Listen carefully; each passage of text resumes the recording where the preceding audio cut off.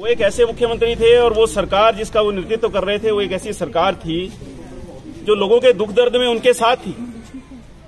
दैवयोग से सरकार का परिवर्तन हुआ, नई सरकार सत्ता में आई। कोई भी सरकार आती है कुछ अच्छे कामों से अपनी शुरुआत सरकार करती है, करनी चाहिए। हमारी सरकार जब आई थी तो हमारी सरकार ने बुजुर्गों की पेंशन की आयु सीमा 80 से 70 वर्ष करने का निर्णय पहली कैबिनेट में लिया था।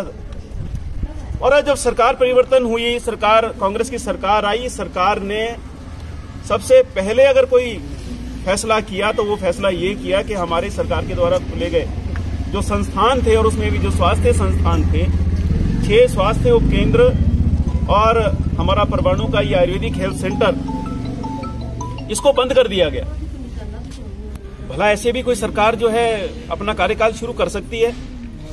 ये बहुत दुख का विषय है, दुर्भाग्य का विषय है और ये सोचने वाला विषय भी है कि क्या इसलिए प्रदेश के लोगों ने इस सरकार को जो है वो सत्ता दी थी।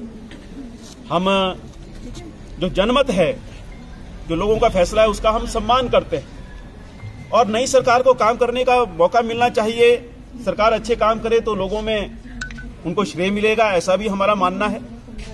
लेकिन जैसे कामों से इस सरकार ने अपनी शुरुआत की है ये बहुत निंदनीय है और रोष स्वरूप आज सभी यहाँ के कार्यकर्ता, कसौली निर्वाचन क्षेत्र के, परमाणु के और यहाँ के सामान्य नागरिक आज यहाँ सब इकट्ठा हुए हैं। सबके मन में एक दुख है, एक रोष है सरकार के प्रति कि हमारे ये संस्थान बंद क्यों किए गए। सरकार बहाना लगाती है कि बजट का प्रावधान जो है वो पिछली सरकार ने नहीं किया, अंतिम वर्ष में सरकार ने जो है ये संस्थान खोले। सरकार जो सत्ता में आती है 5 वर्ष के लिए आती है और 5 वर्ष तक उसको कार्य करने का अधिकार है। चुनाव की घोषणा हो जाने तक सरकार को फैसले करने का अधिकार है। सरकार फैसले कर सकती है, जनहित में फैसले कर सकती है कि अंतिम वर्ष में जो है संस्थान खोल दिए गए, वो बजट का प्रावधान नहीं हुआ। ये जो हमारा आयुर्वेदिक स्वास्थ्य केंद्र था, यहाँ डॉक्टर ज्वाइन कर गया था, फार्मासिस्ट ज्वाइन कर गया था, क्लास 4 यहाँ पर था। मैं सरकार से ये पूछना चाहता हूं कि अगर बजट में प्रावधान नहीं था तो इनकी सैलरी जो है वो कहां से ड्रॉ होती, इनका वेतन कहां से आता था? 50-60 हजार रुपया तकरीबन जो है वो डॉक्टर का वेतन प्रति मास, 20-30 हजार रुपया फार्मासिस्ट का वेतन प्रति मास और 20-25 हजार रुपया इसी प्रकार से जो चतुर्श्रेणी कर्मचारी यहाँ पर तैनात था उसका वेतन प्रति मास, ये कहां से आता था? हमारी आईपीएच डिवीजन धर्मपुर बंद करते हैं। ठाकुर जयराम सरकार के हमारे निर्वाचन क्षेत्र को एसडीएम कार्यालय मिला, परमाणु को सब तहसील का दर्जा मिला।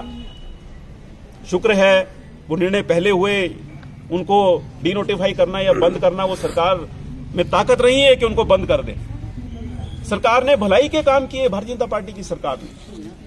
आईपीएच डिवीजन शुरू होने से हमारे निर्वाचन क्षेत्र में पेयजल की योजनाओं को ताकत मिलनी थी, लोगों के पेयजल संबंधी दिक्कतों का निवारण होना था, उसको भी बंद कर दिया गया। एससी ज्वाइन कर गए थे वहां पर, सुपरिंटेंडिंग इंजीनियर, अन्य स्टाफ वहां पर ज्वाइन कर गया था, पूरा स्टाफ था, सारा प्रावधान उनकी सैलरी का भी बजट में था। कैबिनेट के माध्यम से ये फैसला लिया गया था और कैबिनेट में जब कोई निर्णय के हेतु कोई विषय आता है तो उसकी पूर्व स्वीकृति वित्त विभाग से ली जाती है। अतः सरकार जो है ये लोगों को गुमराह करने का प्रयास कर रही है, धक्के से चली हुई सरकार है।